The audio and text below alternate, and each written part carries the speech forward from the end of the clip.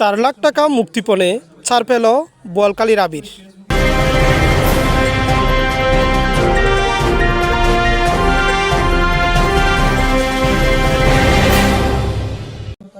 মঙ্গলবার 25 মার্চ দুপুর 1:30টার দিকে চরণদ্বীপ 2 নম্বর ওয়ার্ড এলাকার বাড়ির পাশের সড়কে থেকে তাকে সিএনজিতে করে তুলে নিয়ে যায় একটি সংঘবদ্ধ চক্র।